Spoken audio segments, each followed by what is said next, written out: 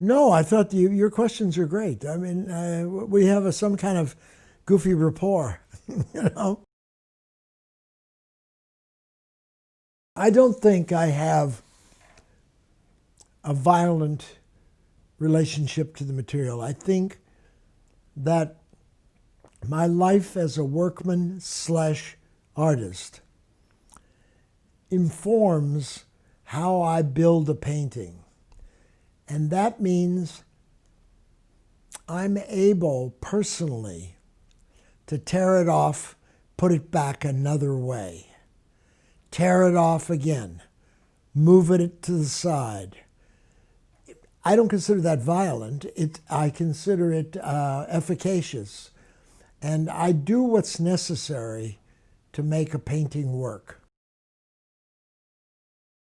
I always think I could do it better. I always think I could change it.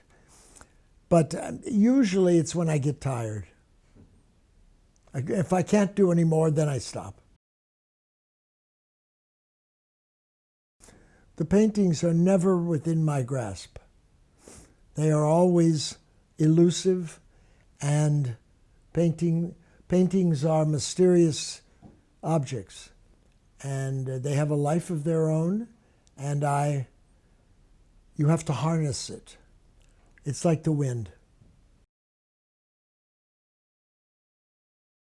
I trust my unconscious. I trust my instincts. I go on my nerve. I try things before I necessarily have worked them out conceptually. I let my hand do the thinking much of the time, and that's intuition, and that's trust, and that's knowledge. I'm 85 years old, and I know a fucking lot about making a picture.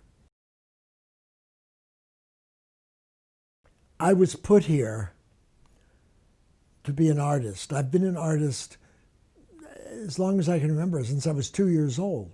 That's all I ever wanted to do, and that's all I do.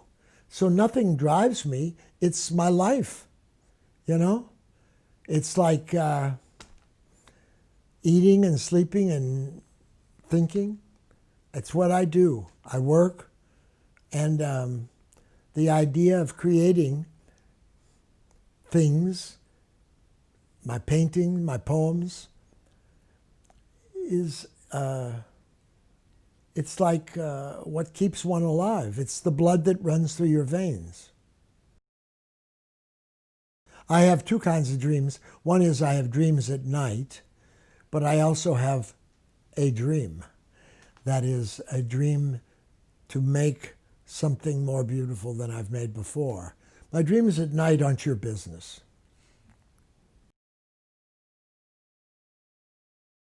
You think art changes politics?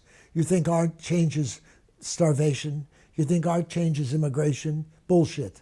Art doesn't change anything. But for me, art makes life worthwhile and meaningful. For me, selfishly. Otherwise, forget it. I believe in the spirit of humans. And I believe that humanity has a great, great need and to survive. I believe in that.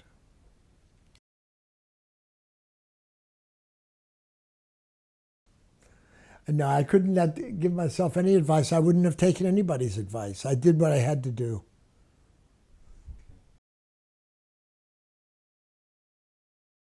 I came upon the art world in New York when I was 21, something like that. I got to New York. But I came a person who was in love with painting, in love with art as it had been made before. I wanted to know more about the culture, the Western and Eastern culture.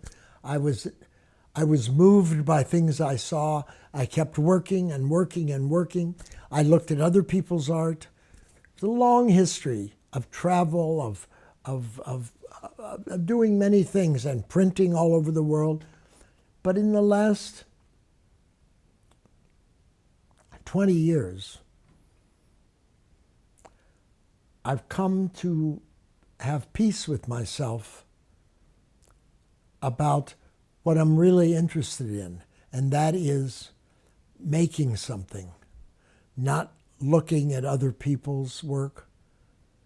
I'm not going to lose sleep over some horrible sculpture that the French government paid zillions of dollars for, which is not art as far as I'm concerned. I only think about the next day in the studio and my ambition for my art.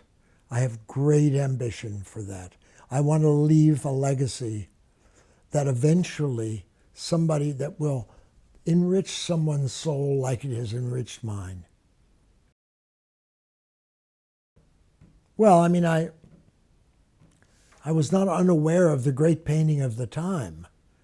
So, and I was naive enough to think that de Kooning or Klein were going to be thought of as a great, that the world would stay like it was in a way, like it did for Matisse and Picasso. But it didn't. And the art world became like the Bourse, and really like that. And it became like an advertising agency. And that changed things. That sent me more into myself because I wasn't part of that. And I never understood it. So what I understand now and what I always did understand was how one can be enriched by great art, by painting, by sculpture, by poetry. And I have an ambition to carry that on, to try and be part of history, that art history, of human history, of enriching people's soul.